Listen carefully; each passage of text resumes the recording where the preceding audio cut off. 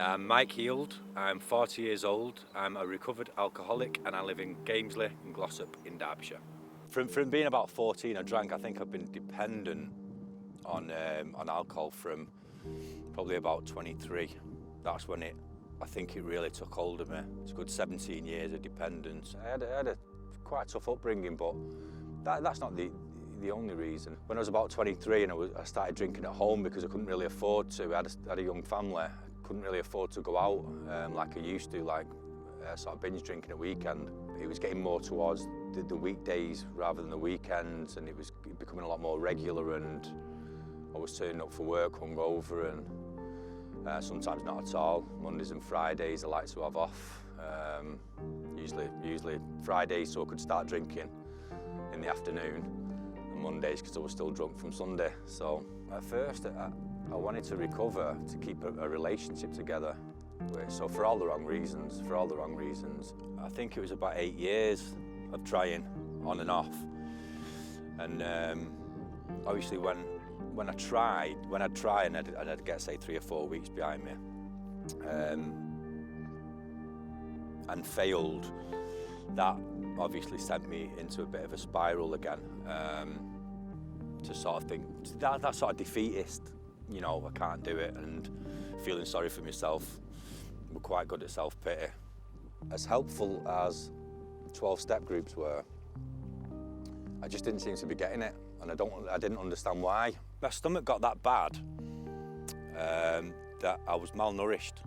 I was having dizzy spells. I could barely walk at times.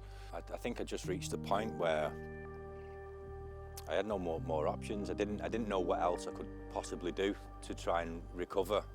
Pain brought me to the point of seeking help. It was me who contacted Derbyshire Recovery because I'd realised I was getting nowhere. Every time I looked like I was getting somewhere, I'd end up drinking again. So I realised I needed a lot more help than what I had. So yeah, I did counselling. I attended appointments. Attending appointments was quite difficult because obviously I was drinking, and you're a law unto yourself. You get up when you want, you go to bed when you want, and it's chaos. You're in a chaotic lifestyle. I think towards the end, I needed locking away. I needed getting away from my old life, from all my old ideas, old thought processes. I needed a complete change, you know. I fought quite hard for it. I went to a panel hearing in Matlock to sort of plead my case. It was really emotional, to be honest. I really wanted it, you know.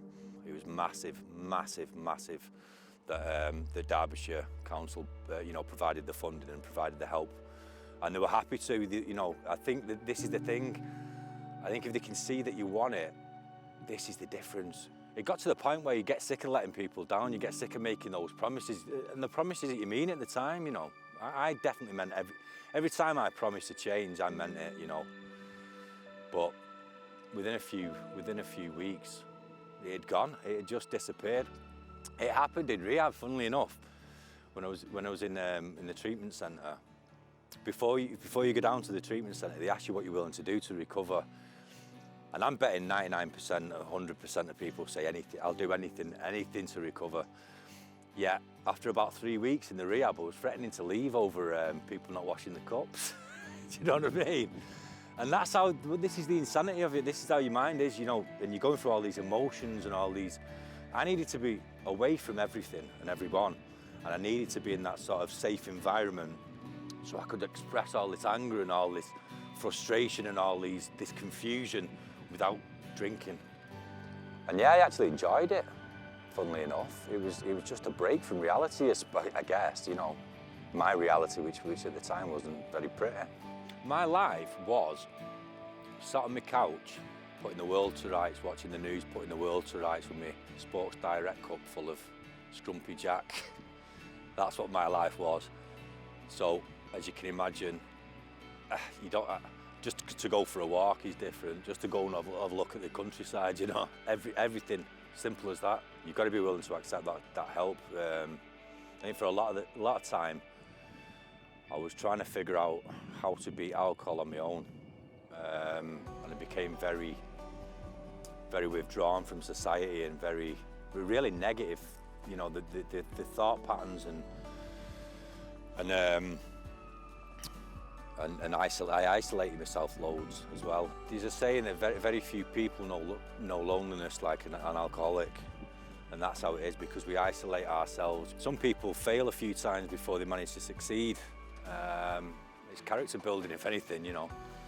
I think eventually, if you want it enough, you'll do it. Everything's different, everything's changed. The things I do with the kids, got more time for them. My relationship with them's a lot better. I'm much more of an active listener now.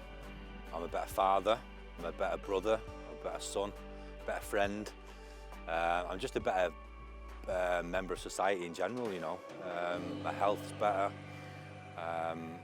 It's took me a while, but I've started to think more clearly, and it does take such a long time. That day at Matlock when I went to the panel hearing, if they hadn't have said yeah, I honestly don't think I'd have lasted a year. I'm not a bad person because I drank.